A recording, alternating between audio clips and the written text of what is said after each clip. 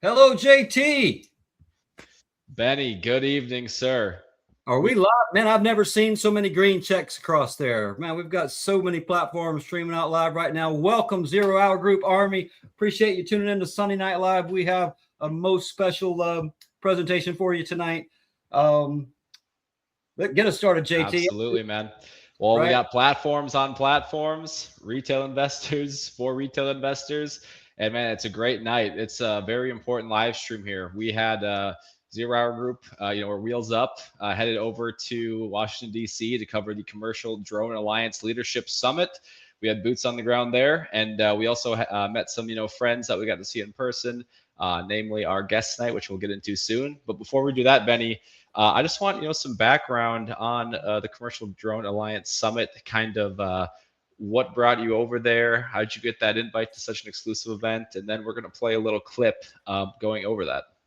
Hey, they took my word for it when I signed up as soon as they opened up registration, right? Within 30 minutes. So I think we were at the top of the list on the press pass. Said that we were wanted to come to Washington, D.C., cover the Commercial Drone Alliance. It's just doing such important work for the emerging drone economy. Like I said, they took my word for it, issued the press pass there. It was ready and waiting when we got there for registration. And, let me, I don't want to forget here to just call out some folks, especially the Commercial Drone Alliance. Lisa Ellman is the CEO responsible. Her and her team put on a great event with the help of Escalate PR. Joel Richmond, got the chance to meet him. The Commercial Drone Alliance is one of his clients there with Escalate PR, and you guys just did a fantastic job. Right there is a list of all the sponsors, the premier sponsors. Of course, some familiar names on there, some not so familiar names, but really this is all about the promotion of the emerging drone economy, the drone industry as a whole, bringing in all the big players, as Eric Brock mentioned to me in a text. Just some real heavy hitters from all sides of the table were here at this event. And, it was like more than twice the size, maybe more than that. It was standing room only. When you check out some of the pictures of these presentations, these panels, they literally had every seat filled and folks just lining the walls and sitting on the counters on the side. It was a very high demand event, and it came off without a hitch. Gretchen West, the COO of Commercial Drone Alliance, thank you so much for your help and getting some special guests that we're going to mention here in a moment that came up for an interview and gave us a whole bunch of her time. And of course, Eric Brock, our own Eric Brock from Ondas, as co-chair, along with Benjamin Berlin for another company that we might be covering here, but Zipline, commercial application drone company. Those two co-chair the Commercial Drone Alliance. And I tell you, I was very impressed with the whole venue, the presentation, the people involved. So many companies, so many people, so little time, but we were lucky to get a few people in the recording studio right there, provided by the Commercial Drone Alliance, a media room. We sort of took that over. Really appreciate that facility. And we got so much more content coming. Yeah. So, I mean, there was quite a few names I think that everyone knows on that list of sponsors back there that was put up on screen. I'm just going to throw them up again. There they are. Yeah. You got DoorDash, Ondas, Zipline, Wing, Merlin, of course, which was on your press badge, and a lot of other ones that were at that event. And man, we talked to quite a few. I see Power on there too, which we're going to get into as one of our companies that we think we'll be covering very soon. And I think without further ado, for those that don't know what the Commercial Drone Alliance is, let's roll the clip of the CDA summary, and then we'll get into our next segment. Right on. Well, we're seeing drones being used more across all walks of life.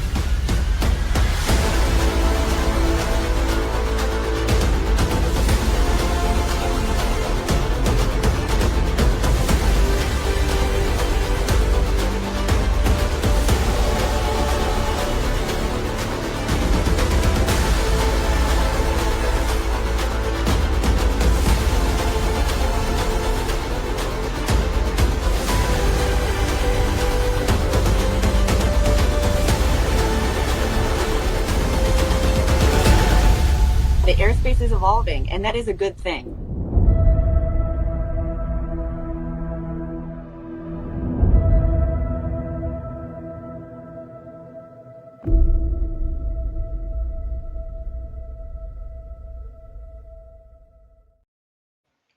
How about Man, that was man? great. I love What it. a Where'd cool you find video. that, JT? Where'd you find that? You know, that was from some of our friends over on YouTube with Press. So I know, I mean, you probably know a little bit more about them and want to introduce them, but some of our friends we're working with that put out a lot of very cool content for a lot of those companies you see there on the sponsor sheet. Yeah. Hey, 0 Hour Group Army, we have just got so much in store. I want to go ahead and tell you right now, we were in such demand. Very grateful for that. It seemed like everybody and their brother wanted to talk to us while we were there once they saw some of the folks we were interviewing. And so we're going to do the first. This is a historic event for 0 Hour Group. We're actually going to have a part 2. All right. So much content. We can't cover all of it tonight. We're going to touch on a few things and get into our special guest, which is another historic thing, right? We're bringing over a great retail investor content creator from X this time, right? I think Jeff's going to be our first guest from X, but drone expert, really follows this industry here. Just a really expert opinions and facts around geopolitics and all. He's got this concept called drone diplomacy. Really interesting. Without further ado, JT, why don't you introduce him and bring him on? Right before we're bringing Jeff in here, I think we got Jeff. I do want to do a quick shout out to, of course, the Special Olympics and those young adults that 0 Hour Group saw out there. And no, I mean, we want to cover it, you know. So they're tuning in tonight. Thank you, JT. Thank you, all those guys, of course. And you saw them at the corner of 15th and Constitution Ave, right outside the. I sure did. Shout out to Sonia, Victor, and Jamal. All right, you guys, you're doing great work. Very professional, energetic, clean cut. Tell you, I'm looking forward to the future. I think the future's in good hands with a younger generation like that. You guys, they were good. I couldn't help JT but sign up for a $25 a month donation to the Special Olympics. So shout out to you guys. Appreciate y'all signing up at 0 Hour Group. And absolutely, I told you I'd shout out for you. All right. So thanks for all you guys do. All right. It's really important work. Man, I hope they're watching. And I mean, that's great there in the audience. And now let's bring on our guest, man, Mr. Jeff Gabel over from X. Jeff, hey, how you doing? How are you? Oh man, we're doing good. Yeah, this is a fun stream tonight. I mean, I love the production, love the videos, and Jeff, I mean, we have a whole host of content in store with what you brought us and your presence at the Commercial Drone Alliance. So I think before we get into what you guys saw there, Jeff, let's hear about you, what you're doing, who you are, and what kind of content you're producing over on X. Absolutely. Thanks for having me.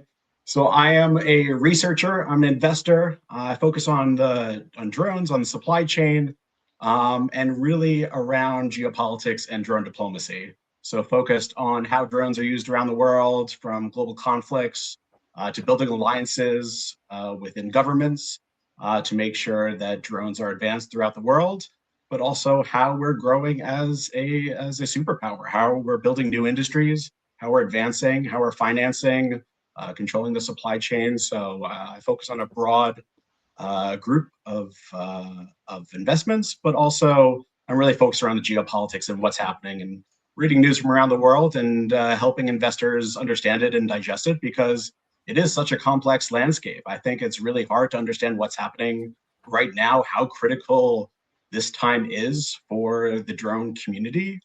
And I want to help people understand what's exactly happening, how legislation is pushing forward. And this Commercial Drone Alliance event was a key part of that. So I was honored to be a part of it and really appreciate you guys having me on the show, because I know how much it does for the retail investor community to bring, these founders to life, to really humanize what they're actually doing, what the problems they're solving, and really showcase to investors how to break it down and how to think about it. And really sitting down like in the room with them, because maybe you see their X post, maybe they send out a short tweet, a short video, or a short memo on their websites, but it's really hard to have a conversation with these people. I mean, they're running these huge companies. They don't have time for the average, retail investors as much as they'd probably like to. So I think us getting out there and interviewing them, was key to actually getting retail's voice out. So appreciate you, Jeff, and you, Benny, of course, for being on site and getting those stories, getting that information, getting the interviews that we're going to be showcasing here with clips tonight and full posts later this week. Absolutely. I think we're in unprecedented times where we're getting more interesting access. People are getting closer to the action. You've seen some other industries on FinX, whether that's, finance and Robinhood or Palantir or, a bunch of different, investments and stocks. But I think it's really interesting in the drone space, and to get to know who the players are, I think is just super critical right now, because they could all seem like we're in one big drone bucket, but they're very different. And I think we're gonna break down why that is. It's all about that legislation, and that's what the Commercial Drone Alliance is about. They're about bringing these drone companies together, talking to the right people in government, and then making sure that the legislation actually passes to really upscale these things and kind of open the floodgates. So with that, I mean, with you guys being on site there, we'll start with you, Benny, and then move to you, Jeff. So if you got in the doors, kind of what happened? What did you see? How'd the event go? Man, anybody and everybody. You saw all the names on that poster right there, right? And I mean, I was like a kid in a candy shop, right? I barely had a chance to watch any of the actual panels. We were so busy interviewing CEOs and geopolitical experts. Can't wait to introduce you to her. But on top of that, we've just got this other interest. But man, I guess if I had to pick a highlight, I guess it would. It might have to be that Power Us that I think we're going to be adding to our covered companies list of really interesting stuff they've got going on. I was a little circumspect, but I've been watching them pretty closely here now for the last 6 or 8 months and getting closer and closer. It meant everything in the world to be able to meet Ziv and Michael, 2 co-founders of that company. And get to know them a little bit better. And, that's what we're all about here at the 0 Hour Group, right? I mean, like you just pointed out, it's hard to have a conversation, in that written form back and forth without, 90% of communication is nonverbal. And you only get that when you're in front of someone, looking them in the eye and really getting a good feel for what they're telling you. And that kind of conversation is what the Commercial Drone Alliance was all about, just bringing together people from the finance industry, because the capital that's needed. Government obviously is needed in so many areas, from the legislation that needs to be passed for low altitude airspace management, the beyond visual line of sight stuff, to really open up the gates for all the commercial applications of this drone technology and the autonomy that can go along with it. Not to mention the military side and what we need in the way of national defense there, and the NDAA stuff, and the Office of Strategic Capital. Everyone's playing a part, just like Eric said. Heavy hitters from all sides of the table coming together, and it was obvious that a big change has happened and not only the sense of urgency for all parties involved, but the sense of cooperation, and it's really, I think, shaping up to be a real national effort. Absolutely. And Power Us is a publicly traded ticker now, right? So what is the ticker for them? PUSA is the ticker, right? And they actually just filed that S4. And so the merger with the Aurelius Greenway Holdings, that reverse merger, is going to be finalized here very soon. And I think you're going to see some big things coming out of that. And we're going to get into some of the stuff around them. And we got a couple of clips on the interview. We're able to interview one of their co-founders. Really, really interesting guy with some unique skill set that he brings to the table with his fellow co-founders there. So absolutely, that was a very interesting interview. Yeah. Yep. And Jeff sat in on it too. He was there for the whole thing. He was. Yeah, I mean, huge energy, huge access. This is the room where it happens, and you just have to understand how critical, this event is to bring together all these different key components. It's like putting together a puzzle piece of everyone that, really brings a voice to this community to help support legislation. Part 108 is something that it's been worked on for so long, and it's hopefully just around the corner. But a lot of acronyms, a lot of numbers, a lot of to the naked eye, it's a little bit confusing. But to be around people in the drone community that get it, it's hugely exciting. So I was sitting next to people in government, FAA, FCC, battery operators, people who were building drones for DFR, drones as a first responder. So it's fascinating to see who was in the room, what kind of conversations they were having, and the focus on collaboration. I think we'll get to some of those key themes, but collaboration is a key theme, and I think the video showed it as well. It's on us. So that's the theme of we need to work together to make this happen, because everyone's critical, everyone's a puzzle piece in this, and whether you're competing counter drone system or doing something similar, everyone needs each other to help support, to help push the industry forward, to help support the supply chain. And I think we're going to cover a lot of that today. So hey, Jeff, name some names. Name some names. All right, who we're talking about? This FCC and the FAA, and I don't want to kiss and tell. I don't want to. Hey, it's a matter of public Brendan record. Carr in the room, having sitting a few feet from him, hearing him talk about what's happening in the FCC and the updates. It's exciting. Gorka as well. Even the leaders from Zipline and Wing, they're just so passionate, such great leaders in the space. Seeing Eric in person, and seeing he was the mayor of this town. It's like it's fascinating to to see how everyone's friendly with each other and collaborating, and really thinking about really rallying around the alliance and what's happening. So that's a good description. That's a good description, Mayor, like that.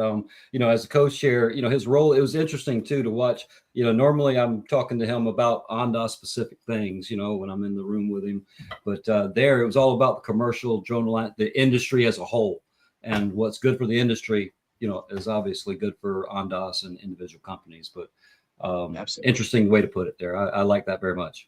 And dual use. I mean, dual use is a key theme that people are utilizing drones in a lot of different ways, and they're finding new solutions every day. I feel like, the warfighters helping support the drone companies to figure out what's working, what's not working, how does this apply in reality, how the supply chain fits in. So people are learning on the fly, but people are also trying to expand their manufacturing. And we're going to get into that, how financing, works in, but people have to expand as dual use companies and figure out, what works in commercial and what works on the battlefield. I think that's going to be really cool. So tell us more about your concept of this drone diplomacy. This is fascinating. Yeah, absolutely. You put out an article today just on X, right, about this? I did. I think we'll share that a bit later and go through it. But the skinny of it is really around how countries are supporting one another in terms of autonomous technology. I think the huge initiative of this administration is around being a leader in the drone space. So drone dominance is not just a key term. They are really focused on, making sure we are leading the space. There's obviously a lot of other countries, doing this, whether that's, China and their supply chain and cheap drones. There's Israel, there's Turkey. So a lot of countries have been doing this for a long time. Israel is battle proven in many ways, and we have looked to them to see what's worked and what hasn't worked. Turkey has shipped drones around the world and builds alliances. So the more we can build up the drone industry, the more we can support manufacturing and create jobs in this country, the better we can do to help support our allied nations, whether that's in Latin America to counter, narcotics trade, or to support border security. There's a lot of different ways in which drones help support ecosystems around the world. Just think about, demining in Ukraine or in Southeast Asia. There's so many amazing applications for drones, for counter drones to keep people safe, that allied countries support one another, and they realize that they need help. So U.S. wants to lead in this area, and I think they will. But now is the time, that critical component, to bring people together, to help them understand all those different elements and pool resources. So you'll hear about a lot of different announcements that we'll talk about how we're better together to help support the supply chain, to help support, direct financing, all of these things to help them succeed. And Commercial Drone Alliance sits at the middle to bridge those connections. Yeah, yeah. It's absolutely key because, I mean, if you look on the commercial side of things, at least for the U.S. right now, at least up until recently, it's been absolutely dominated by a foreign entity in terms of just drones in general, where those drones are coming from company-wise, or where those companies are based. So we're going to see a total renaissance, I think, of American-related drone end systems and components. So I know we'll get into that a little bit later with some of our clips from our geopolitical expert.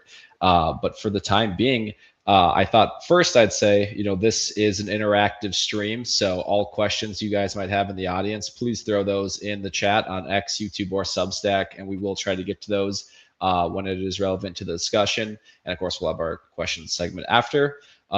With that out of the way, though, Jeff, I do want to ask about some of your specific things that you went into while you were there, because you were very busy with the panels and you got a lot of really good information for our viewers here. So I thought we'd start out with the financial panel with like the drone financing and kind of talk about what you saw and like key takeaways from that.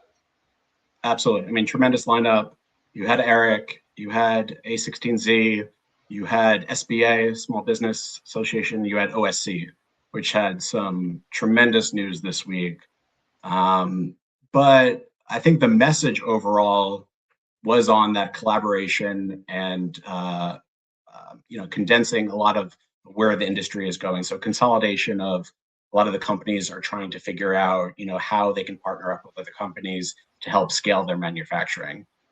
So for example, MP had a big announcement this week around magnets, to help support companies control the supply chain and make sure they also had, pricing power to secure what they need to secure, and make sure that they have resources. But Eric, gave a really strong message around where the industry is going, and it was really focused around, collaboration is really key to success.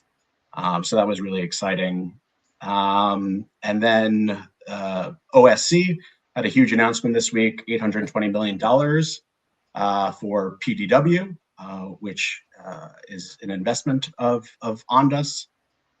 So really exciting there to help support them, to help support them grow and scale. And I think we'll see a lot of exciting,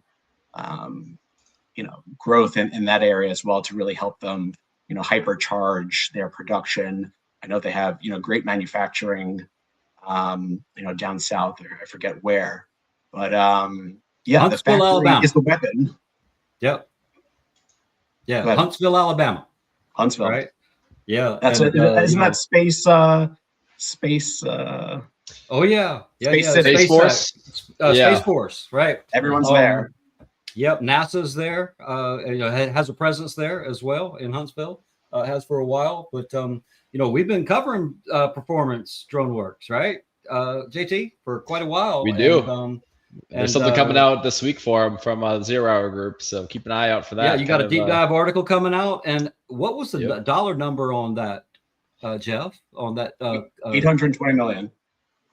Man, that's almost $1 billion for a private company. No small chunk of change. No small chunk of change at all. Now, it's like I told Eddie Garcia on LinkedIn. He posted about that. 2 words, man. Money talks. Money talks. Conditional loan commitment. And, this is from the Office of Strategic Capital, right? Which is an example of the government recognizing the need to ramp up America's abilities to produce these drones at scale.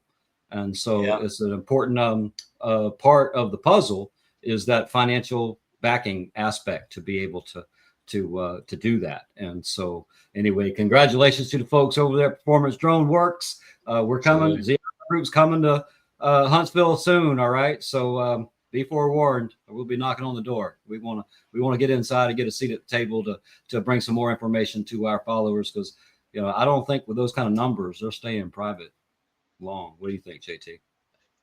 Yeah, I mean, I don't think so. Yeah. The thing was, I mean, the domestic drone infrastructure was almost non-existent here for a while. And while we lead in many other spaces when it comes to defense, most spaces, drones was definitely not one of them, at least in my opinion.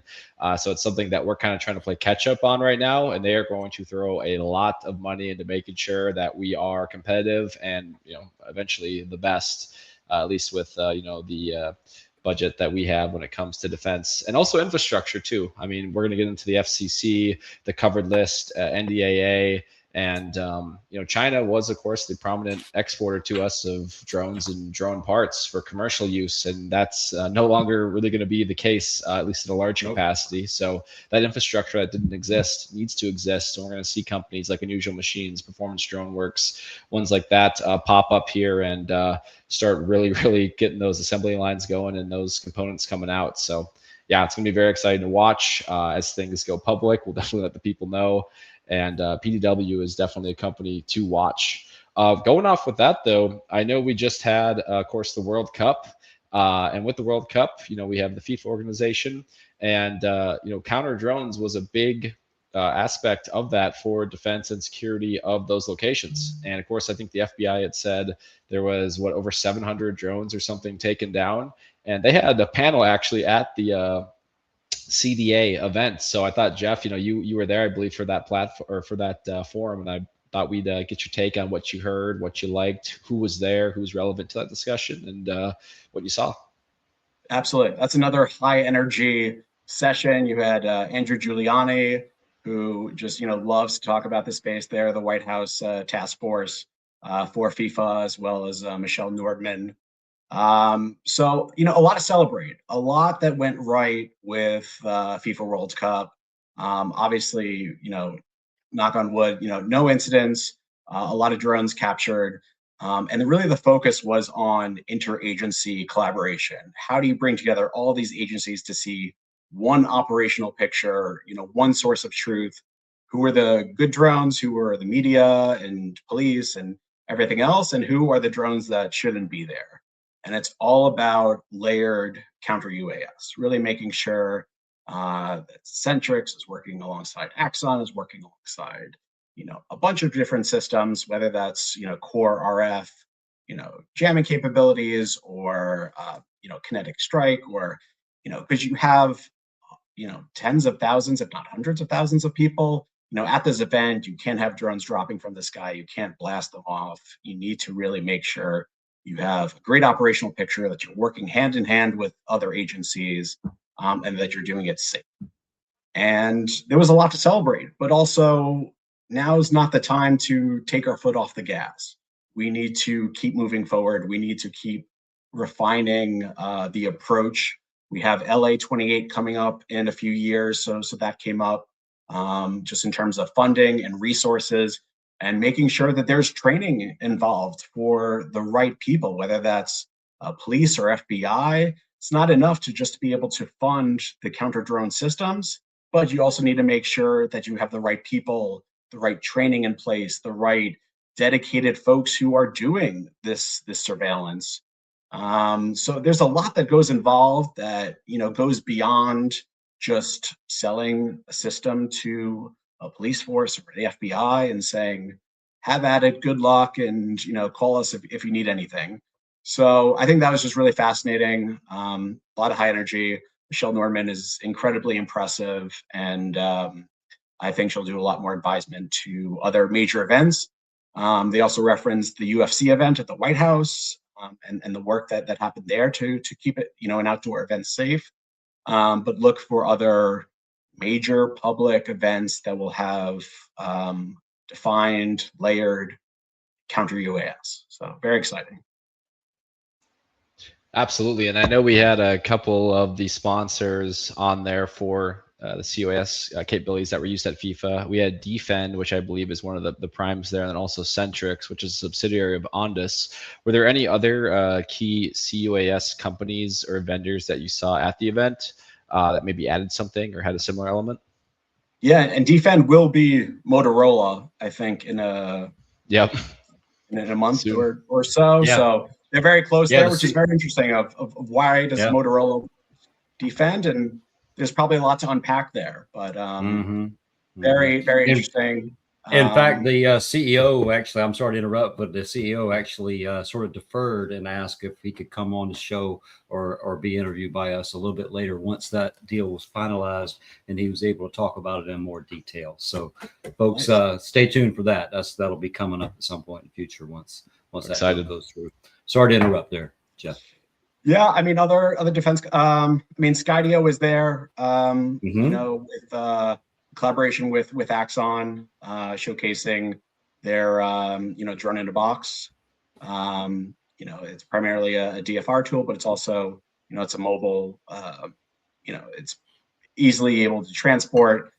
Defend was there, and they were talking about Department of Homeland Security, solutions to on the border, being able to put that in the back of trucks and on the go.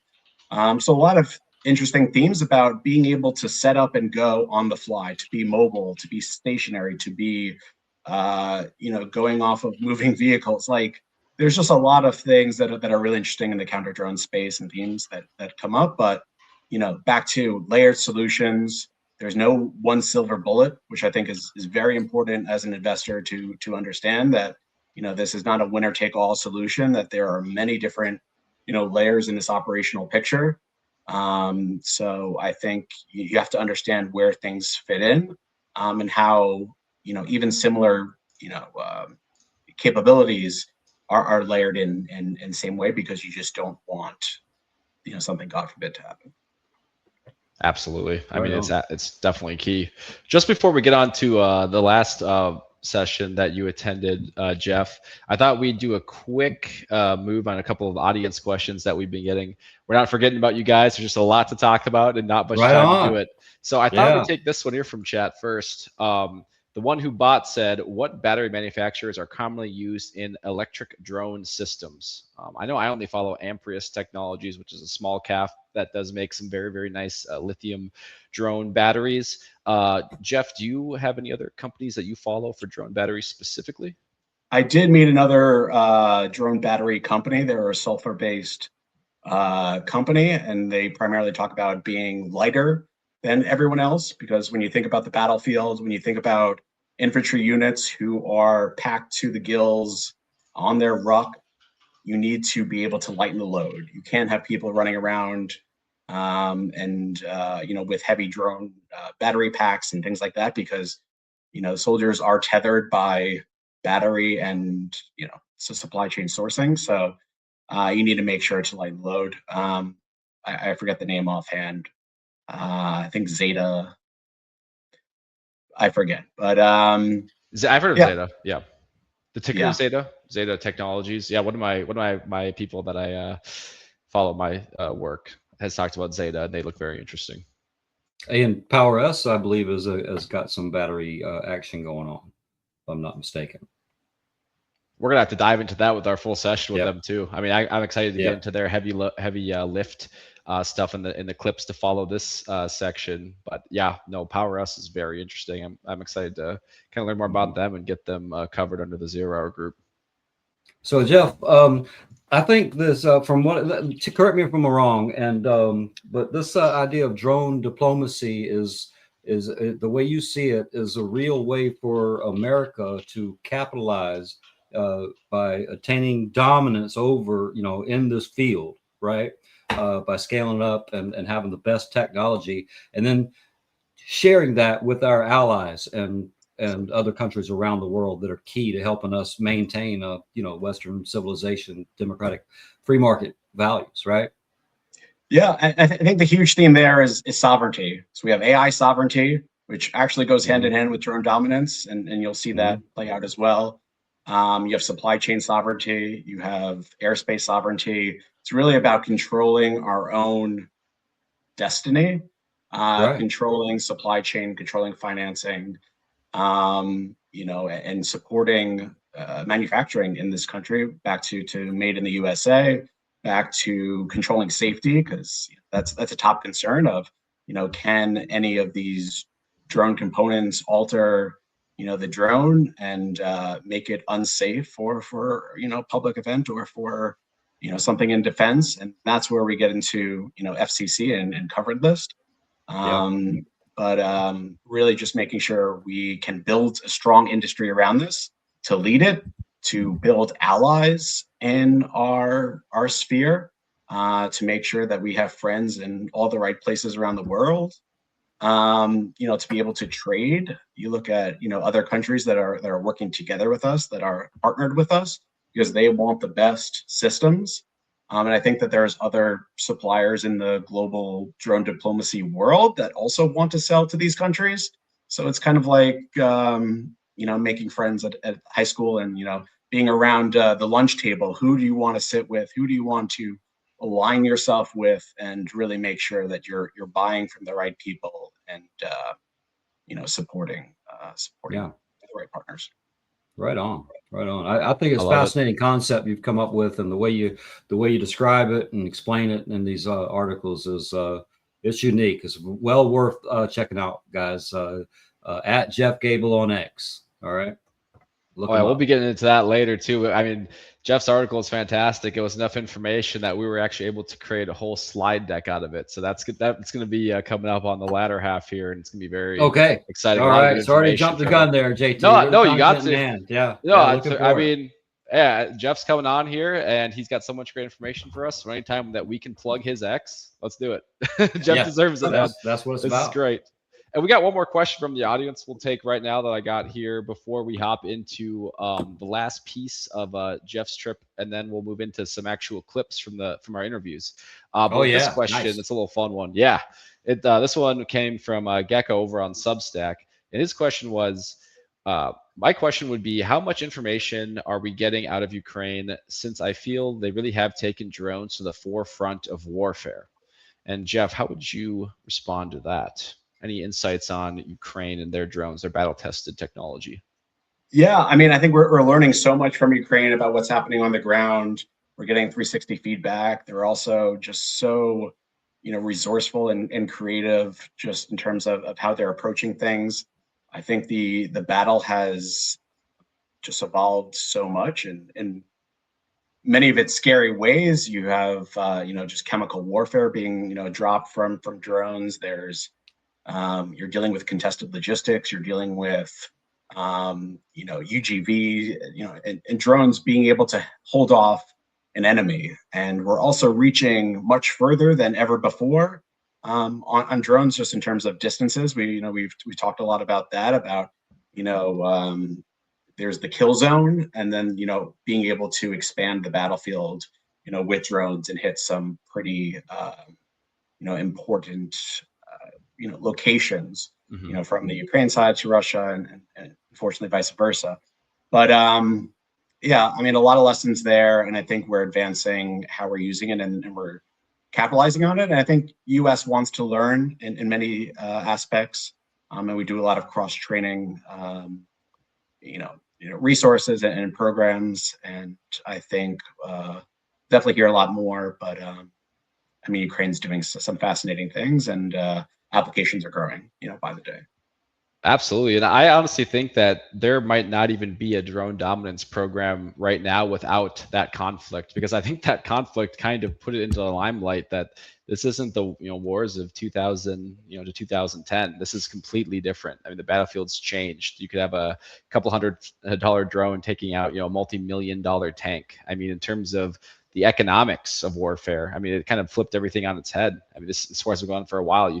You thought Russia, as a world superpower, would have been able to kind of take Ukraine, but I think drones kind of swapped everything up. And then the U.S. was like, "Whoa, we gotta update this, because that is changing how everything's working." So yeah, I definitely think it is key to technology changes. We're getting a lot of information out of there, probably prominently through AI.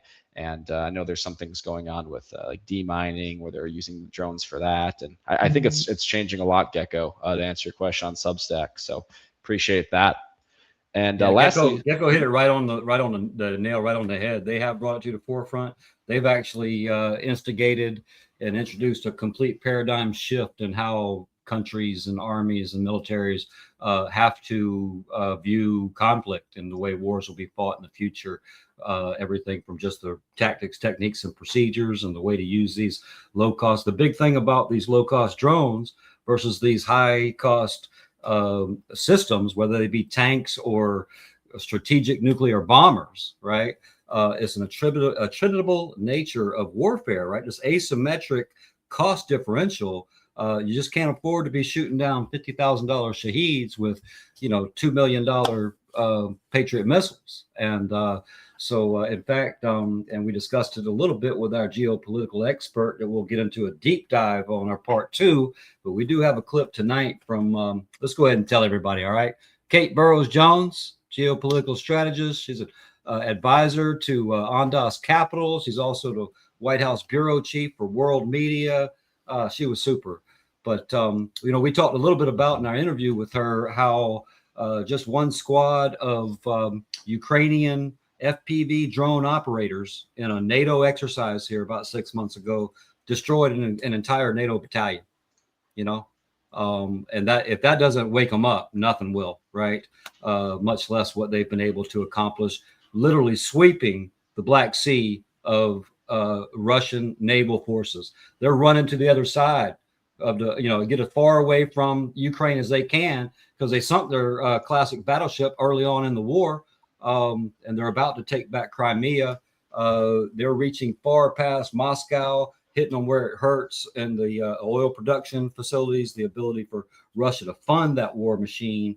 I tell you, what Ukraine has done is no less than inspiring. I mean, it's really remarkable, and it'll be written about for centuries, in my view. Absolutely. Thank you, Benny, for that answer. That was, we got the added context. No, that was fantastic. Yeah. No, absolutely. Well, thank you, Gecko, for the question. You brought it out of me. All right, Gecko, I appreciate you tuning in, and thanks for the question. That was a great. I mean, he got a great response from everyone. You could make 4 to 5 clips of that content. So appreciate everyone answering there and audience for the questions. I mean, that's what's keeping these streams going, keeping the lights on, is you guys watching. So appreciate all of you. Lastly, moving into Jeff's last thing that he saw in terms of live panels. I thought we'd go into the FCC session where they kind of did the covered list and how that's important, maybe explaining what the covered list is and how it impacts domestic drone companies, Jeff. Yeah, I mean, Brendan Carr, getting to see him up close, getting to understand where his head's at. It really revolves around 2 things that are critical and super relevant just in terms of the news that have come out in the past maybe 2 weeks. One is on spectrum, which is, just space, and just in terms of the connection that we have between drones and satellites. And they were doing, a spectrum auction, and it's going to raise hundreds of millions of dollars. So it's a huge revenue generator. It's critically important to the autonomous battlefield, or to, you think about commercial drones. You have drones in mine sites or drones in rural farmland. So agriculture as well is going to be critical. Being able to have connected devices is super critical for drones. You don't want them falling out of the sky. You need to keep the connection. So spectrum is really key, and the FCC manages that. The other side of house, which is really critical, is the covered list. What we can and cannot have within robotics, within drones, within the supply chain, and really making sure we have transparency in the supply chain, where things came from, and how they're being utilized. And it's really tough in this environment with, rare earth and magnets and all of these things that go into drones, all these components that you don't think about. And the FCC is really in charge to make sure, tell you what goes in, what doesn't.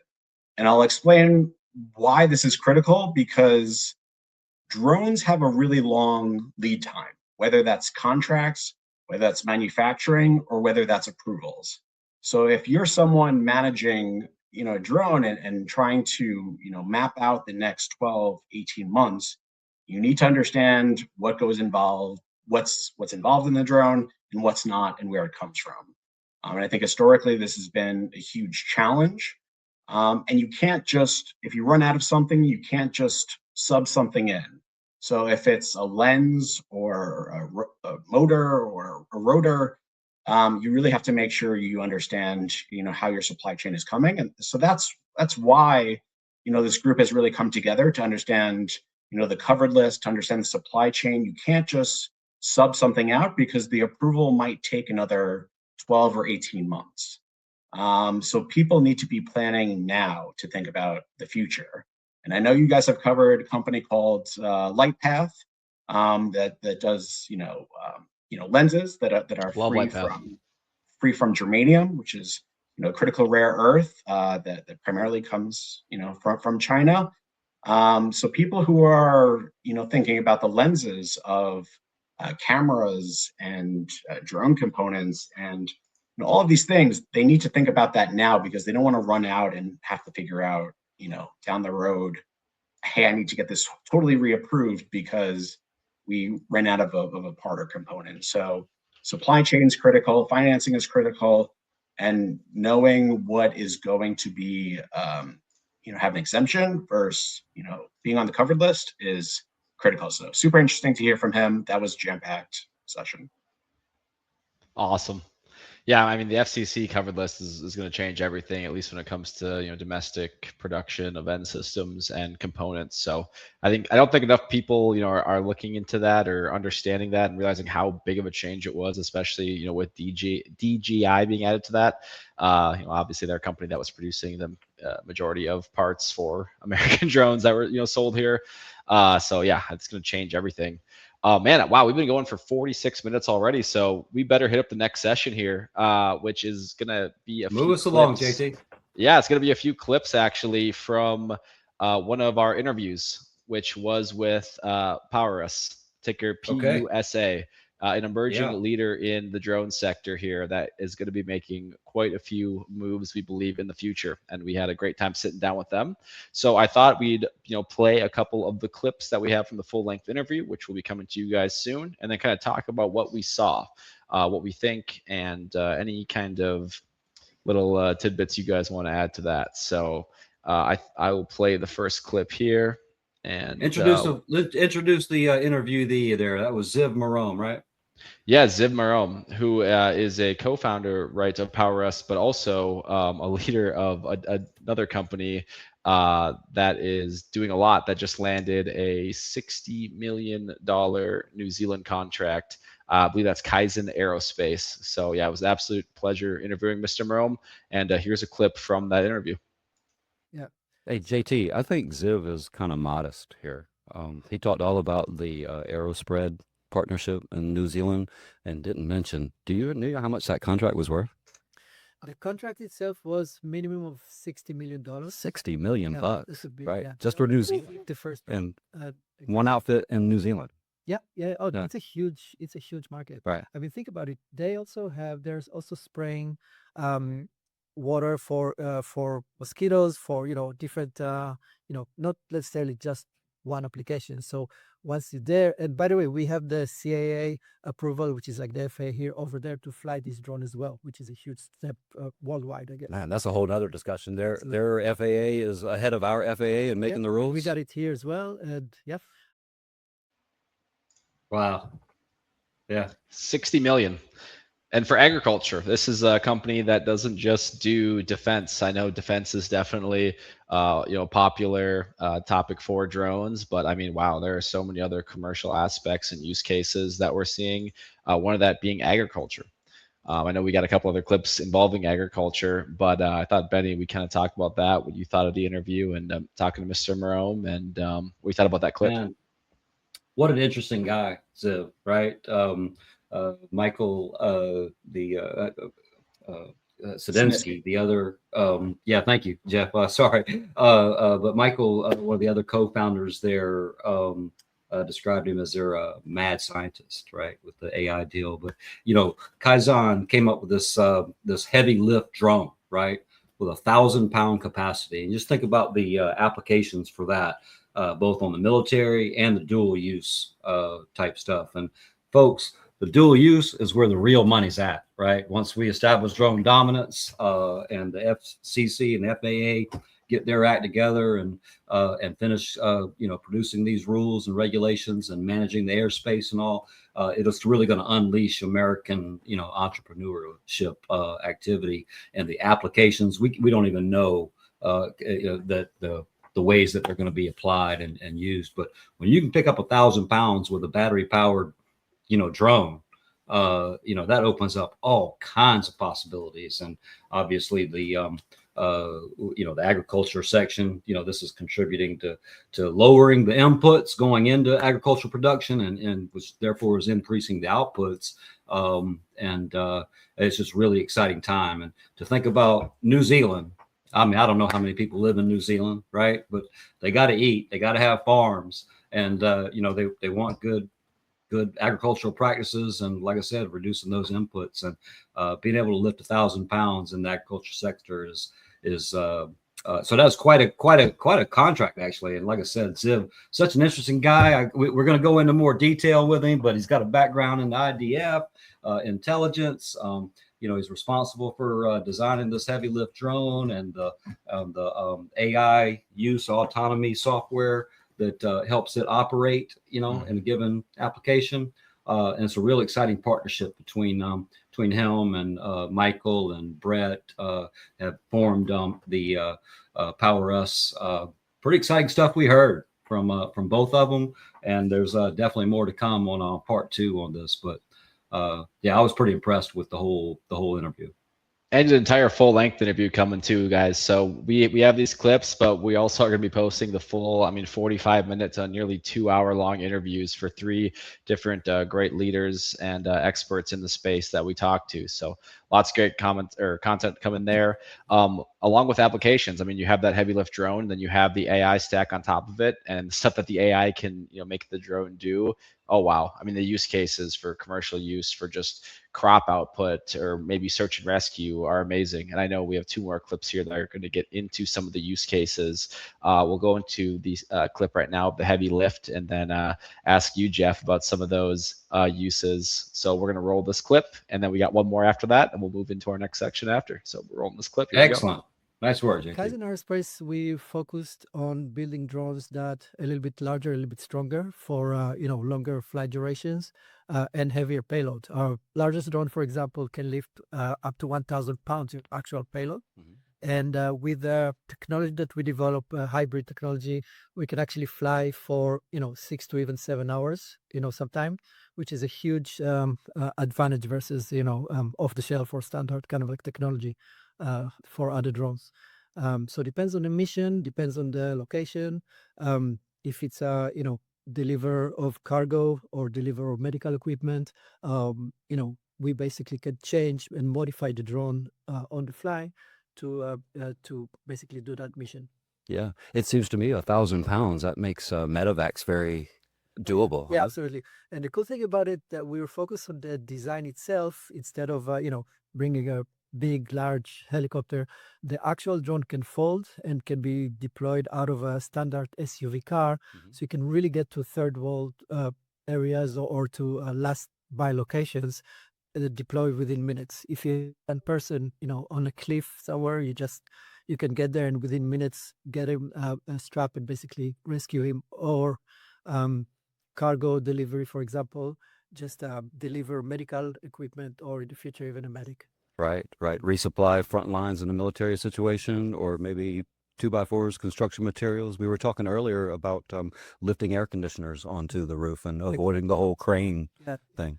Yeah, we got a lot of really cool ideas and requests from different if it's service providers for cranes or search and rescue teams, or a lot of work with law enforcement, for example. Man, the use cases are just infinite, and the fact, it's very flexible, right? You could create that piece of manufacturing, that drone, and use one thing for defense, one for agriculture, one for public safety, one for delivering groceries, right? It's very, very flexible. And the heavy lift kind of changes everything. So instead of having a little drone maybe delivering your Chipotle, it's now delivering your entire groceries and maybe a new bike or something, right? It's maybe it's bringing an old person pharmaceuticals that can't leave their house. I mean, it's going to be very, very, very amazing and just kind of change the game of delivery. So that's why you see DoorDash and companies like that involved, Walmart, because drones are the future. Jeff, just want your thoughts on that too. Yeah, I mean, tremendous applications. I think the key thing there was a hybrid engine. So longer flight time, being able to really manage long-term missions, I think is key. So I think you'll see that a lot, and you don't worry about the battery issues. Always, worried about running out of juice. But I'm excited about precision agriculture. You see the USDA, team up with Palantir for $400 million. So I think there's a lot of use case within farming, and hopefully farmers get money through a farm bill or one big beautiful bill, whatever it may be. But I think there's a lot of money there, and I think a lot of tremendous good applications, whether that's hurricane support relief, saving a family, or just generally doing good in the world. So I look forward to hearing stories about how they're saving folks, or supporting our agriculture supply chain, because I think food security will be the next supply chain risk, and we'll really need to make sure we have farming sovereignty as well. So a lot of exciting stuff ahead for them. Yeah. Absolutely.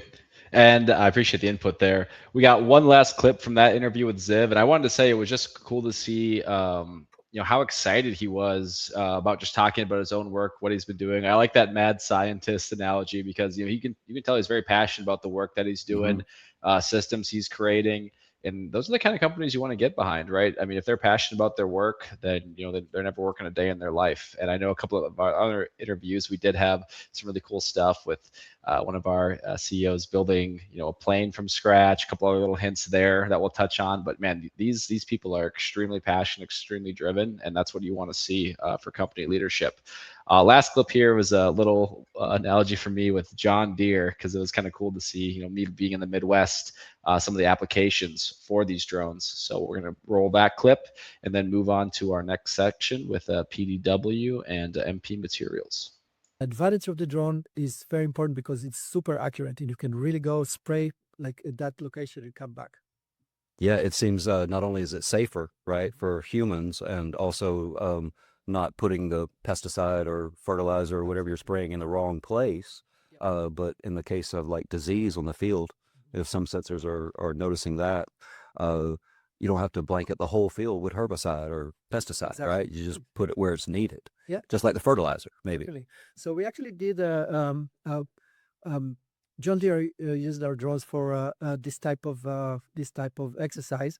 We basically had like remote areas with just like a tower with drones inside the tower, and you send one drone to kind of like survey the area. You see the dryness, disease, whatever, and then it knows the exact coordinates. So it sends a larger drone with the actual spray to spray that location. And sometimes, the farmers actually wants to see what's going on before outside their field, before the disease even getting to their field. So they're just sending a drone, checking if there's grasshoppers or whatever, and then they can send and really accurate spray that specific area. So it's even prevent the disease to come to their field. So It's like ISR for the farmer. Yeah, it's exactly that. Yes. ISR for the farmer. I love that.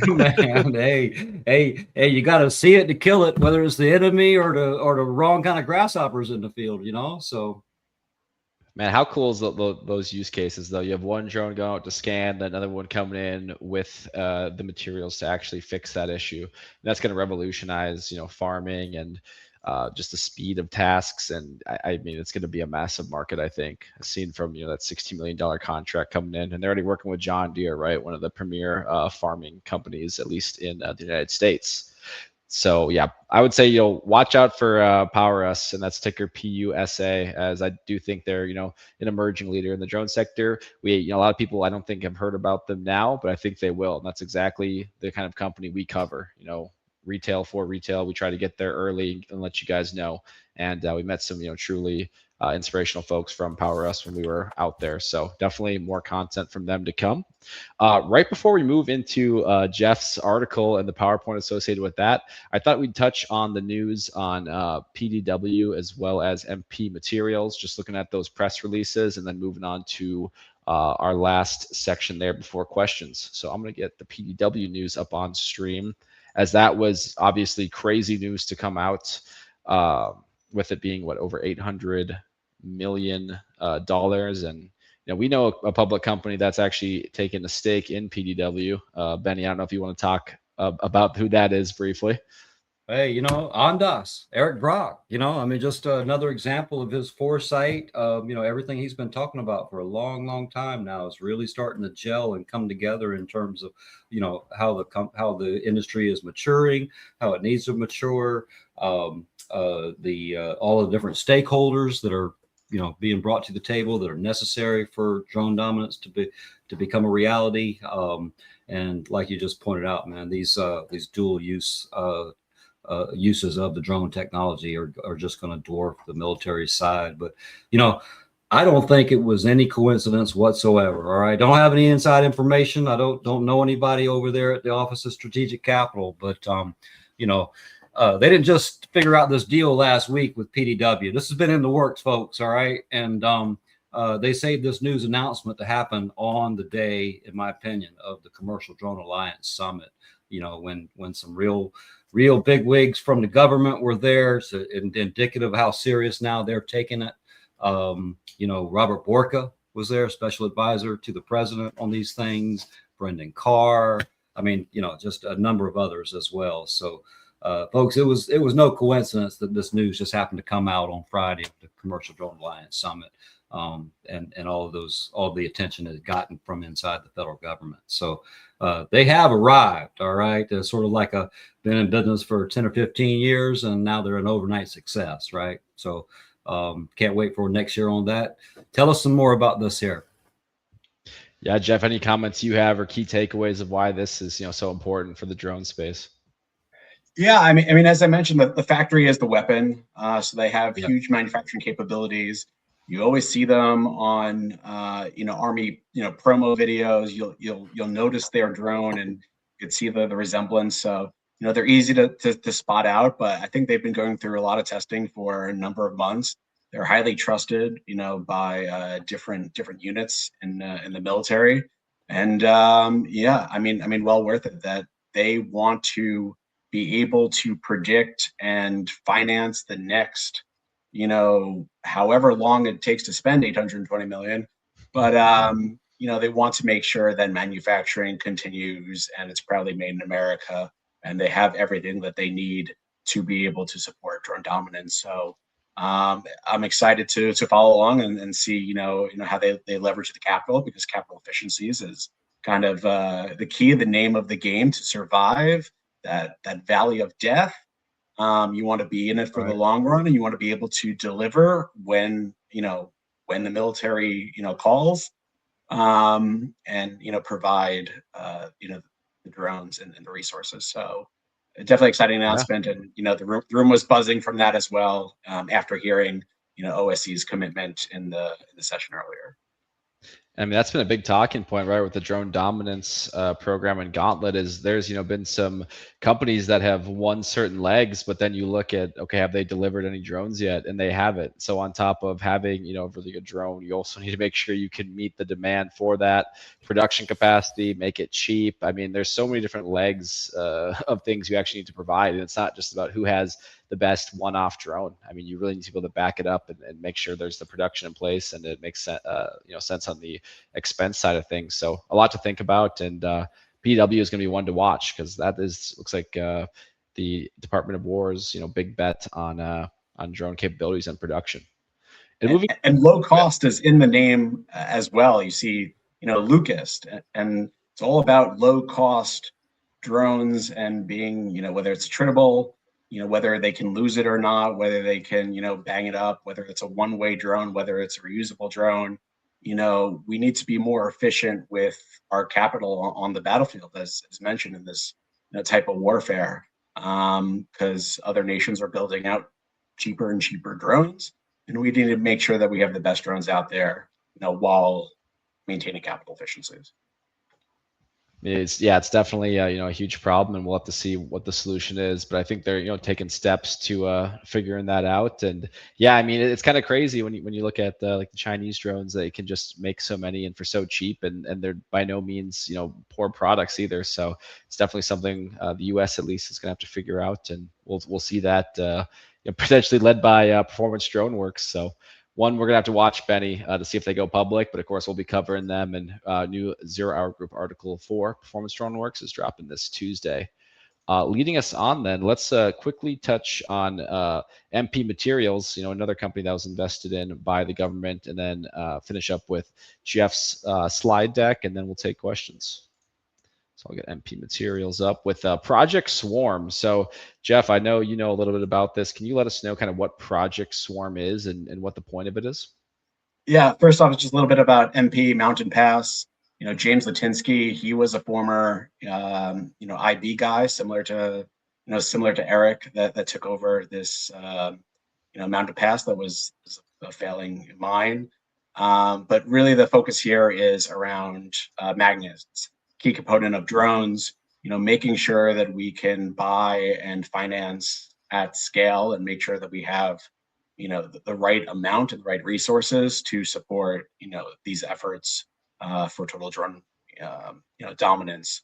So really that's what this is about, just financing and making sure we can support a sovereign supply chain, because rare earth is so it's a challenge right now.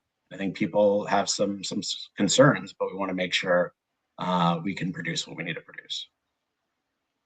Absolutely. And I think that's going to kind of lead us into our final clip of the day, where it was actually taken from a different interview that we did with Kate Jones, who Benny introduced as a geopolitical expert. And oh my gosh, she was absolutely amazing. I actually learned a couple things in that interview about geopolitics when it relates to drones, and I can't wait till that full segment gets posted. So we have about a 3-minute clip, actually. JT. Crackerjack, JT. I mean, just full of energy, so well informed, so curious, so engaged, gave us her undivided attention. Shout out to Kate. Really appreciate your time and expertise. And, I don't know if this is in the clip. We're going to go into a deeper dive, but Kate is now officially has accepted her honorary member status as an honorary member of 0 Hour Group. Yep. And we're going to have a regular piece with Kate. All right. Going forward, we're going to call it Kate's Take. Okay. So look forward to that, folks. All right. She's going to fill us in as a geopolitical expert that advises Ondas Capital. She's, also well versed in the media. She advises or she's the White House bureau chief. We were going to interview her on Thursday, the day before the actual event, but she couldn't make it. They kept her at the White House all day, right across the street. And anyway, just very appreciative, Kate, for coming on. Roll that clip, JT. Yeah, no, she's absolutely amazing and very relevant and very busy because of that. So we're gonna roll this clip, which is gonna directly relate in here with it's gonna be about DJI and how that power vacuum kind of got created due to them being added to the cover list, which adds into what Jeff was saying earlier. And here's that clip.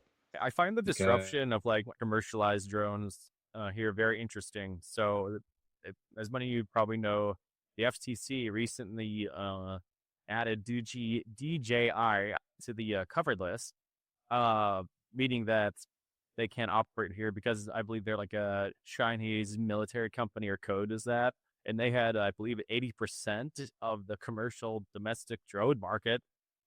That caused a massive power vacuum, or will, in terms of the space like commercialized drones. Who do you think is going to really fill that space that's going to have like the same quality of DJI drones? It's a problem because where are the parts coming from? So you're talking about something that is extremely low cost. They have the sophistication of having manufactured over a long period of time and have had many iterations on their software and their designs. And if you want to fill that market, you're still going to have to buy something Chinese until the US catches up to manufacturing its own parts. Those parts are going to be more costly because it's more costly to manufacture in the United States until we hit the point of robotics and at least some kind of different material. or it might be that we have a combination of robotics and injection molding, different ways of processing things, production of magnets, and then also we are looking at recycling materials. So we have to innovate so many pieces of that to get to that point. Big problem for the commercial sector. I agree. But then we also have these limitations on you can fly, and everybody's looking out for drones and saying, no, not here. Right. So, and that is a very reasonable thing, because if you can't shoot down something in the sky and you can't identify it and you can't know whose it is, then it probably shouldn't be there at all. But it's not a good enough solution, because it's too easy to make something at home, pull parts in a suitcase, and deliver something that is actually lethal and problematic. And so there's a massive problem as well, in that the kids aren't going to be able to fly those little drones, which means we're now losing the opportunity to have an education of people that are actually proficient, aside from in a video game, but actually proficient in taking something off, flying it. That 16-year-old kid is your future fighter. So that does cause a problem, but I do understand as well the security implications and not wanting to feed into the Chinese markets. And if you make something absent that people really, really want, they're going to figure out how to make it. So I think that might be one of the design pressures that we're under, is create an absence in the market, force the market to meet that. And what a clip that was, nearly 3 minutes long. I mean, it was a long-winded question by me, but I know we had, an expert in the building. So I was like, if I have a very intense question, I'm going to get an intense answer. So it's just cool to see all the things Kate's, thinking about with, oh, we might not have a solution right now, and that's a big problem. And, who are we going to teach to actually fly these? Video games aren't quite sufficient. So it brings up a lot of good questions, and it's a lot of questions that I don't think we have the answer to yet. So there was this massive vacuum made, and I think it's going to be a lot of speculation, right, of how it gets filled. And that's some of our jobs as these financial analysts, to figure out, okay, how is this actually going to play out? And then at the end of the day, what company should we invest in, right? I mean, that's why we're here. We're a financial news outlet. So yeah, it's interesting stuff. Kate was absolutely great, and I can't wait to bring her on for more of Kate's takes. And of course, that full interview is dropping soon. Jeff, what was your favorite part of that entire interview with Kate? I mean, it's talking geopolitics with her. She lights up when she talks about different regions and what's happening in both Ukraine or here, and she is a drone diplomat. She understands how it affects global relations with our allies. She understands the importance of manufacturing and being able to produce on our supply chain.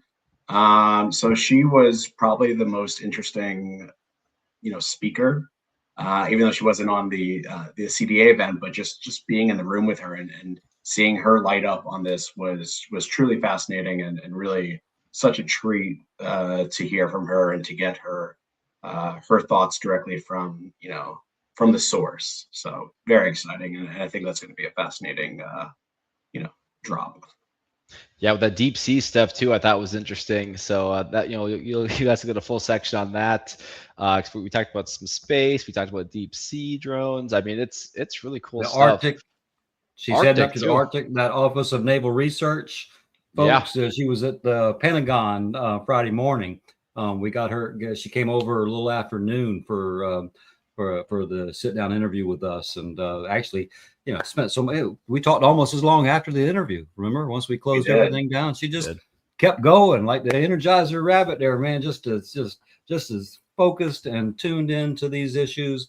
We talked about China, the Indo-Pacific, obviously Europe. Did you know, JT? Well, you were there, JT. And we're going to go into a deep dive here on part 2 with her interview. And of course, the whole thing is going to get put out as a whole nother content release coming up this week. Yeah. But she was actually in Ukraine in 2022 when the full-scale invasion started, right? I mean, brave too, on top of all of the brains and connections and the way she thinks about things. So that was a real treat, a real honor, very informative and educational. Can't wait to talk to her again and more times going forward. We're gonna bring a lot of great information from her advisor standpoint and her expertise in geopolitics to our audience. That's important in making investment decisions and picking companies as much as anything else. I think when you talk to founders and they talk about their experience in Ukraine, because many of them have been to areas of the front line or have really been boots on the ground, you really understand their passion and the human-centric side of things. And you're talking to Michael about his experience with Ukraine and a personal connection as well. It's personal for me. So there's just a lot of elements that really humanize the brand founders. The story of there's a lot of things happening in the market, but at the same time, we need to be focused on, protecting our allies and protecting the skies and really making sure we can help this industry grow to be safer and to, just overall support. So we can't forget the message of, this is why we do these things, and this is why we're so passionate about the industry. So I think it's just important to have that perspective and to really stay grounded with what the mission is. Right on. Yeah. Absolutely. Well And put. I mean, that's the whole reason we started this, right? Is to get these people, these experts, these leaders in the room. And I mean, each event we go to, I feel like we meet someone new. I mean, this time we met 3 or 4 great people that we got to sit down for an interview with. I got a ton of content, and next event we're just going to keep adding. So I love this network we're building, and man, I'm excited for future events that we're invited to and get to show up to, and maybe we'll have our own event, at some point, a 0 Hour Group meet and greet for all the communities you bring on here. That'd be amazing.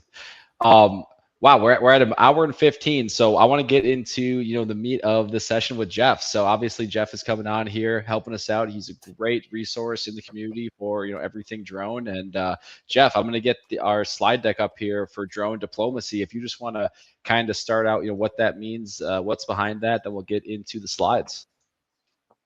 Yeah, I mean, I'm happy to roll through it. Like I said, the key message from this event is around collaboration, consolidation, really working together to make sure that we're moving forward as an industry. So, I call it a blueprint to American drone diplomacy, because at the end of the day, our trade partners, our allies are going to rely on what we're doing today to make sure that the drone community advances. We have the right parts and systems in place to scale and support one another. So let's dig into it. So like I said, the reason everyone was in the room was to status check where we are from 18 months ago. And I think we're celebrating, it's come such a long way and there's a lot to be proud of, but that work isn't done. And the CDA really brings everyone together, policy regulators, legal, startup founders, and bridges and connects everything together. So, as Kobe says, the job's not finished. There's nothing to celebrate yet. We're still in game 3, or we're still in such early innings with the drone industry. It's hard to really fathom as an investor of if everything was a pregame and this is inning 1, top of the first. This is where we're going, and there's legislation coming to the rescue. There's Part 108 coming. There's 146. There's all of these finance and resources coming. So that's what the CDA really wants to push forward. Absolutely. And everyone, I was going to say, Jeff's article is going in chat. I put it in the Substack chat, put it in the YouTube Next chat. So we are doing, an overview, but please go show Jeff some love and go over and check out his actual official X article. He put all that time into making, guys. Restack it, like it, favorite it, tell them 0 Hour sent you. And without further ado, Jeff, let's get into it. Absolutely. Appreciate it. And that just goes back to, the still thesis around drone dominance, around American sovereignty. The more we support our infrastructure at home, the technology stack, and that includes the AI stack as well. So we can't, we also have to include that in the mix as well, because that's key to having technological, dominance. But we can control airspace. We can make sure we can build infrastructure for the sky, because the sky could be the Wild West, and we want to make sure that we have safety, especially for companies like Zipline and Wing that are doing these deliveries and future DoorDash. we need to be able to control the sky. And I know you guys have a great podcast, with a founder who's doing airspace infrastructure. So that's going to be really interesting, and I'm excited for that to drop as well. So really, when you distill the core thesis, it's around 4 different elements. So we talked about sovereign supply chain. We talked about capital scaling coming to the rescue, about OSC. We talked about regulatory velocity, that things are speeding up, that the administration is listening to drone companies, to leaders in the space, and saying, let's adapt, let's work together, let's move forward. So that involves Part 108. And then, having total airspace sovereignty, making sure it's safe, making sure we roll out the right counter UAS measures, managing traffic to make sure we're not bumping into each other. There's a lot that goes in, and the FAA is really going to evolve with this process as well to make sure that we're not getting disorganized, that we're not creating an unsafe environment. It's a busier airspace than ever. You have eVTOLs entering to the space. You have helicopters, planes, you name it. So it's a busy airspace, and FAA wants to really, utilize data and technology to make sure we have control of everything. It's amazing just seeing all those moving together. I mean, yeah, it really is. It did take all 4, right? I mean, you couldn't have just 3 of those. You need everything on there to actually get this moving. And yeah, amazing to see it actually moving now. And I mean, we had like nothing for such a long time, and now I feel like in the last year and a half, I mean, we're in a completely different landscape, right? For drones and counter drones, where it's like, wow, where are we going to be in a year or 2 from now with all the regulation, sweeping changes happening at Capitol, and then the sovereign supply chain being built with manufacturing here domestically. Yeah. There you go. Moving forward, go ahead. No, I'm just saying, there we are on sovereign supply chains. Key aspect of this. Moving forward, yeah, sovereign supply chains, making sure we can produce and manufacture at home, starting with magnets, talking about MP. So important component is DOW invested in MP, last year, $400 million, they took a stake in it as well. A lot of these programs are to raise money for, the government as well, and make long-term investments. So just as, selling spectrum is key to that and a moneymaker. They also want to make sure that we can do this at scale and support the right businesses. And James is just a tremendous leader in the space for MP, and such a fascinating company. But everything needs a magnet, so just think about that, for the long term. And then the other element of capital scaling is, OSC, having that exciting announcement, seeing the buzz in the room. Backing up talk and saying that OSC and SBA are ready to, put their money where their mouth is and push things forward. $820 million is such a huge chunk of change, but we'll continually need money, and we'll need support from regulators, from Congress people to pass budgets, because we're not fully there yet. And a lot of the questions in the industry are, when is the money coming? Will it be there? Will there be training? Will there be resources? There's a lot of ifs and whats, and that's a hard way to run a business. And a lot of companies, unfortunately, sometimes fail. So some will rise, some will sink, some will consolidate. But that's some of the message from Eric of saying, we need to work better together. We need to support one another, and we need to manufacture at scale so we can get the best rates. We can provide, cheaper components, because if everyone's doing their own individual thing, we don't win. So we need to be better together. He tweeted something a few weeks back about the new policies of drone dominance, and he brought up a term, I'm going to butcher this, kiritsu. Yeah, that sounds good to me, Jeff. Yeah. And it literally means systems. So yeah, I don't know where you've heard that before, whether it's systems of systems or something else, but right. That's where we're talking about building the right systems in place to be effective, to have that, control chain, super critical. Regulatory and spectrum, we've talked about it at length. Part 108, everyone's just looking at it and making sure we have beyond visual line of sight.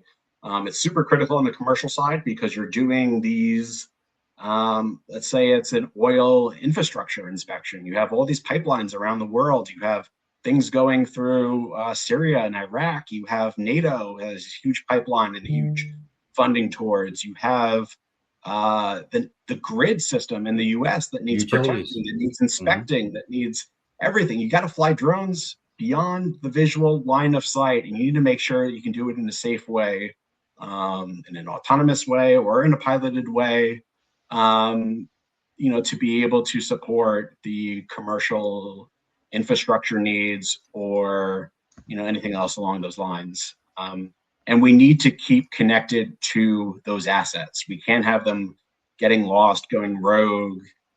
So whether you're in the middle of the desert or if you're underground or wherever you may be, you need spectrum. Thank you for that. Absolutely, I had to look it up. No, it's covering Jeff's head. Jeff, we know you're under there. We're just putting it up for a second. It sounded so interesting. I had to look it up and post it for the audience. Yeah, that's a really key term for real, and it's what the Commercial Drone Alliance is really set up to foster. Set up all the stakeholders, but the cooperating companies and industries that all have to come together, from the materials side to the components manufacturers of all kinds, on the sensors and the software layer that needs to run these things, and actual building of them. And then think of all the jobs that folks need to be trained for in order for this emerging economy to take shape. I think we're in for an exciting future. Keep on going here. Legitimate traffic. Is this the 146 part stuff? Yeah, I mean, you have the Safer Skies Act, Right. really making sure that skies are safe, that, everyone can work in harmony. So, you guys have talked to UNRWA at the event, and they're super fascinating and really, evolving how the space is growing and really working in a collaborative fashion that, agencies are coming to them and saying, hey, like, we want to partner, we want to do stuff together because the air traffic is getting busier. I was surprised by this statistic about I think it was actually 19 seconds, maybe 20 seconds that a drone takes off, that they're busier than any airline in the world. Yeah. So that's wild. So we need to isn't it? control.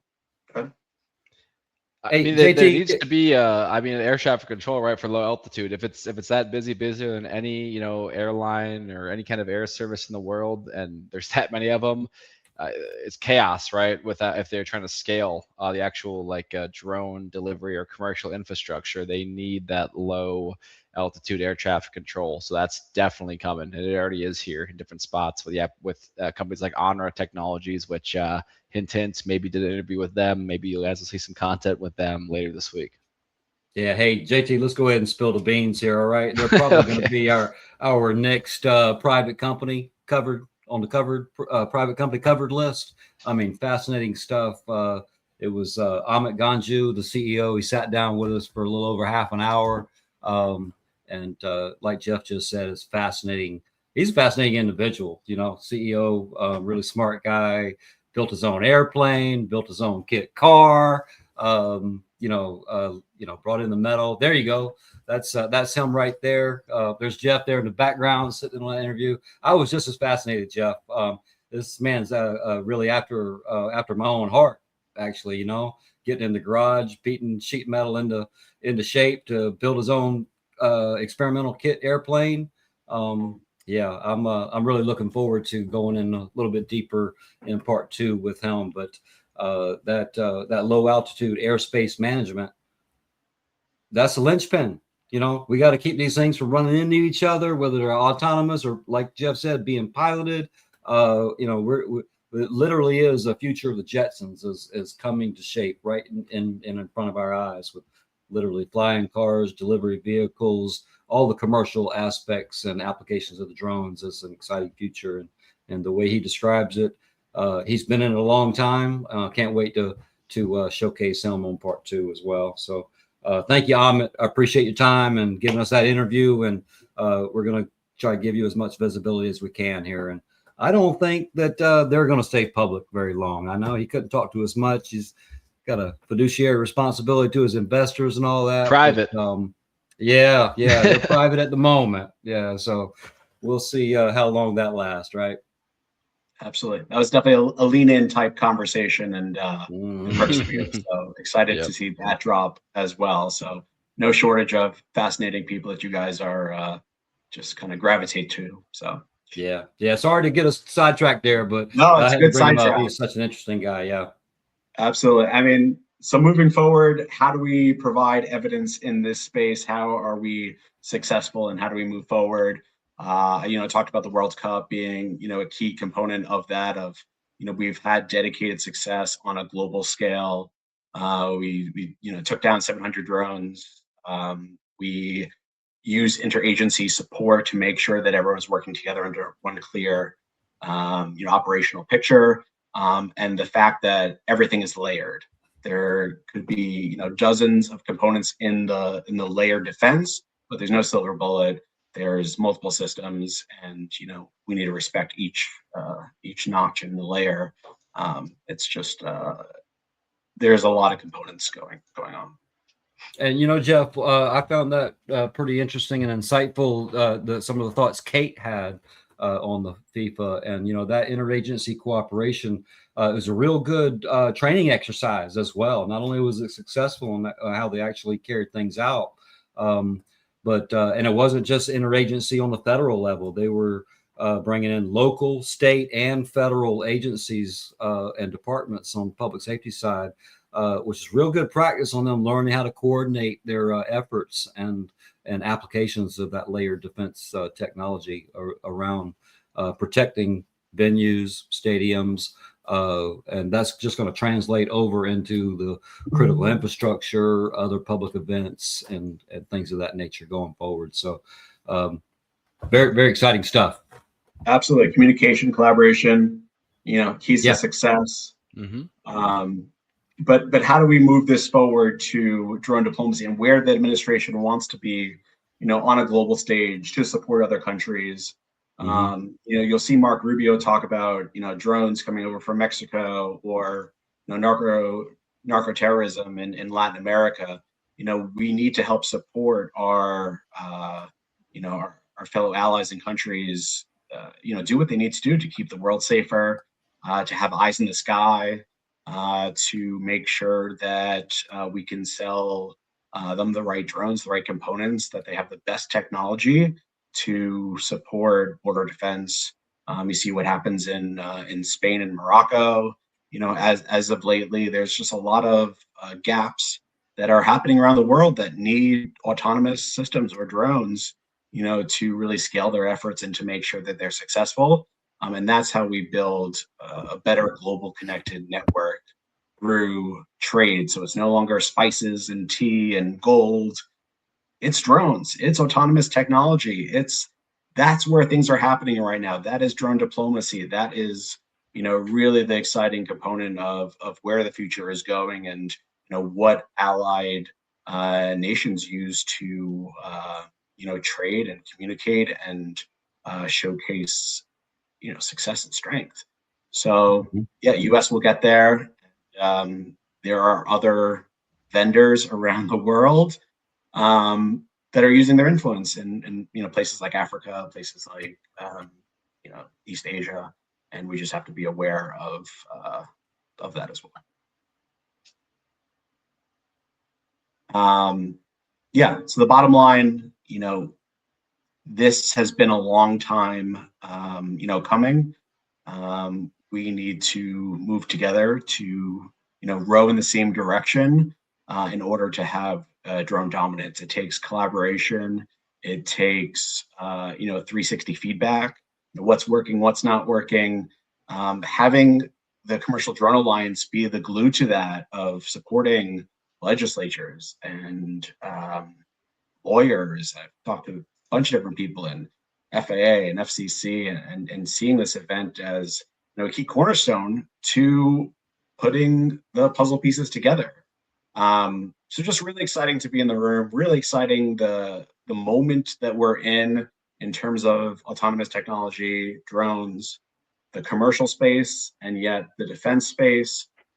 There's no defense needs to be fully operational before commercial takes off. Like, we're going in tandem, we're flying together, we're figuring things out, we're securing the supply chain, and we're financing in a way that's, you know, conducive for everyone. So it's an exciting time. And I think, you know, as an investor into your audience, it's an important topic to dig into and to figure out what makes sense. What are you passionate about? Who are the leaders that you trust in the space? Where are the contracts coming from? What are the geopolitical, you know, connections that are happening around the world? How do you piece that all together and figure out where you want to invest your money in? Where do you see success, and how we move forward together as an industry? I've got an idea on that. Follow the 0 Hour Group and Jeff Gabel on X.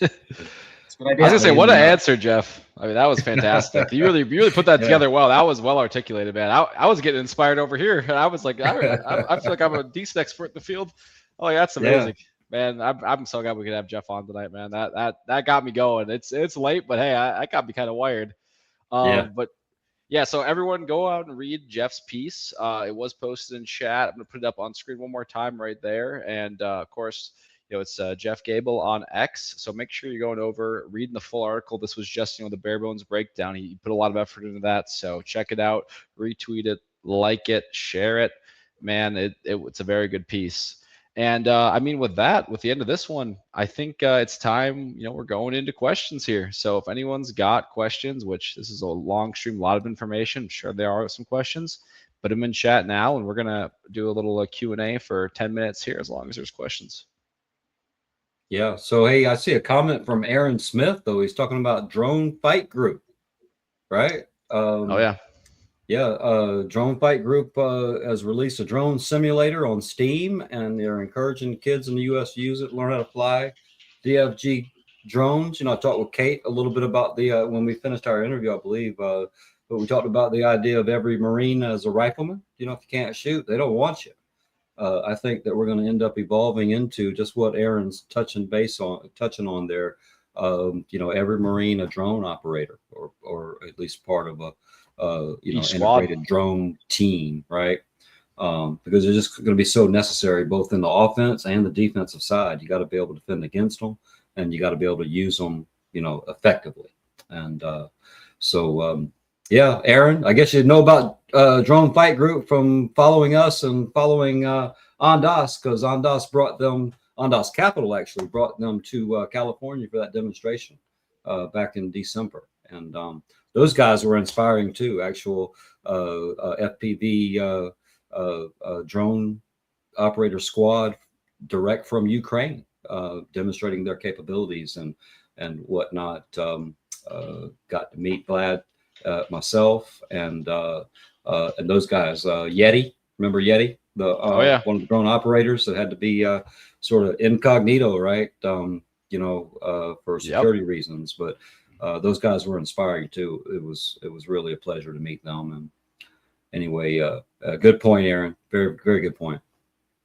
We got another one here from Krim on Substack, and for our podcast listeners, he asked, "What do you think are the best drone stocks to research that have multi-use capabilities?" Wow.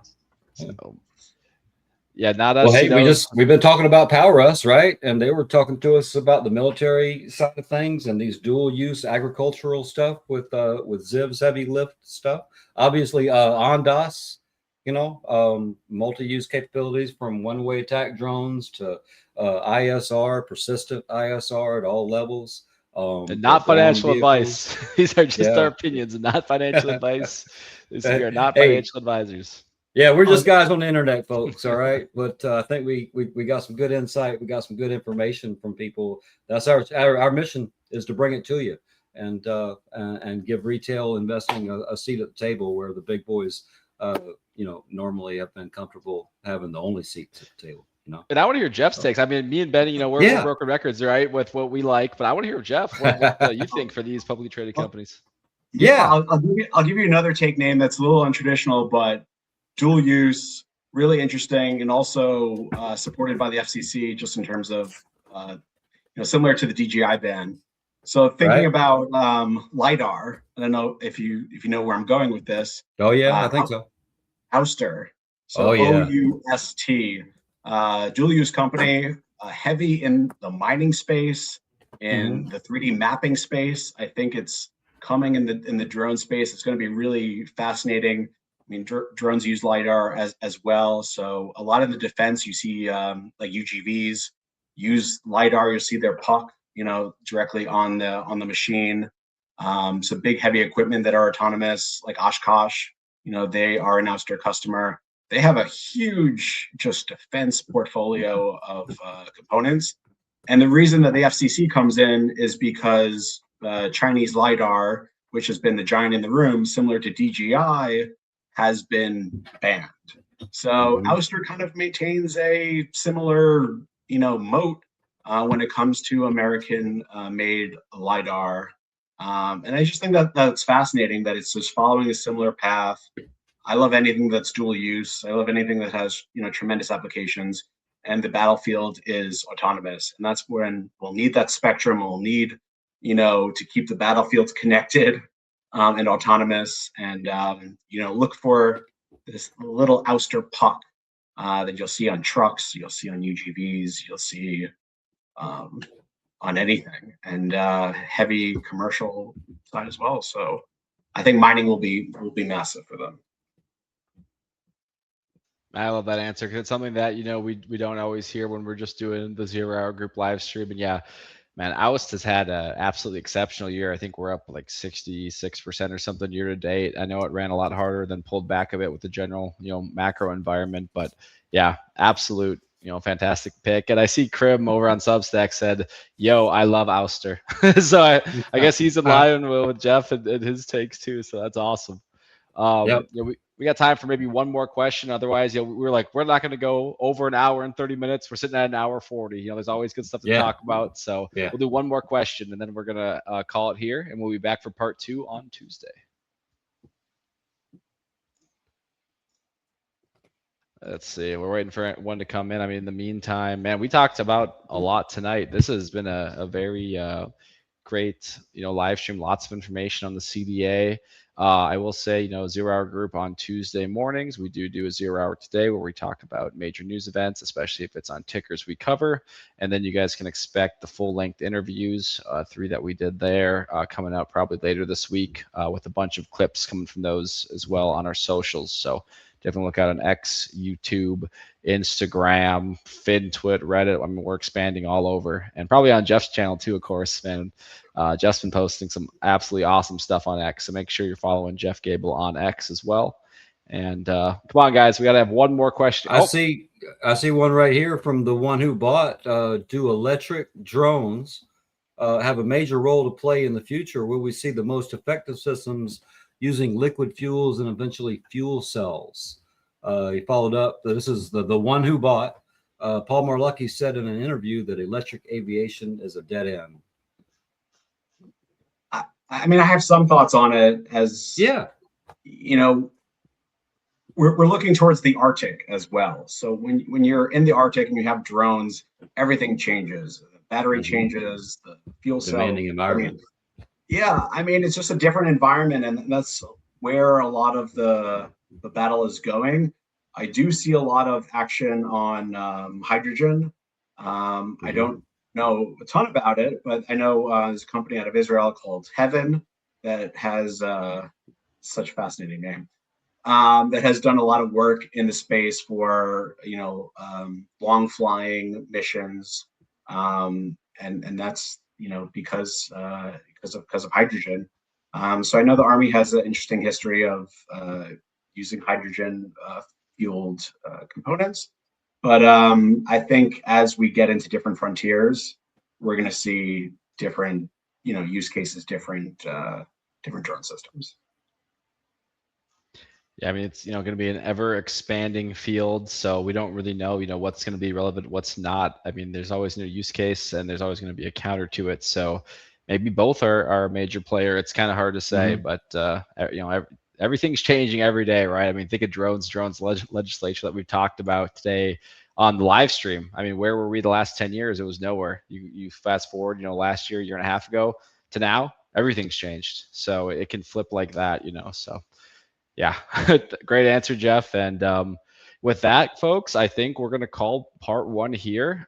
We got part 2 coming on Tuesday with a lot of in-depth detail from those interviews, fresh clips, and man, we're going to have a time. So very excited for that. Jeff, thank you again for coming on here tonight. And if you just want to shout out your socials, where everyone can find you, and then anything that you think they should watch out coming from you, Jeff, would be great. Yeah, thank you guys. It's been a pleasure talking with you. It's been a pleasure, getting to know you guys and what you do for the community, for hot takes and drone news and geopolitics. You can follow me on X at Jeff Gabel, and I'll be sharing more about the industry, more about what's happening. I'm focused on Turkey and West Africa and the drone trade and what's happening in the Med, especially with drones in the Mediterranean around Syria and Turkey. It's a fascinating world right now. There's a lot to keep up with.